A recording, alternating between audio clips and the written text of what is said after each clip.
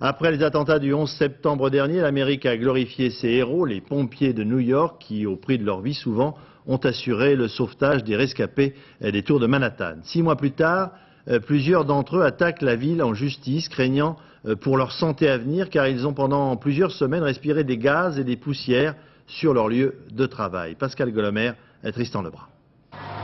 C'est la première intervention de l'après-midi. Une simple fuite d'eau, la routine. Toute la journée, le lieutenant O'Connell et son équipe sillonnent les rues de Greenwich Village, à 2 pas du World Trade Center. Le matin du 11 septembre, ils étaient parmi les premiers à se rendre sur place. 11 d'entre eux ne sont jamais revenus. Quant aux autres, ils sont longtemps restés à travailler sur les décombres des tours, jour et nuit, sans se douter alors des conséquences pour leur santé. J'ai encore les voies respiratoires encombrées, avec un sifflement dans la poitrine. Et vraiment, je ne me sens plus comme avant. Et je ne suis pas le plus à plaindre. Un de mes hommes souffre de bronchite et notre capitaine est en arrêt maladie depuis 6 semaines.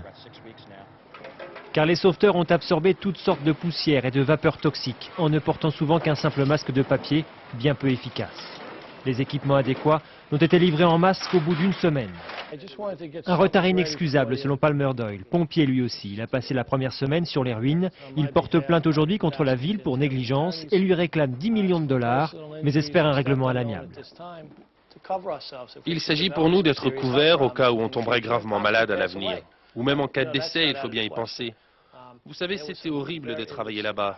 Et si dans 5 à 10 ans, on a un gros pépin de santé, il faut bien que nos familles soient dédommagées.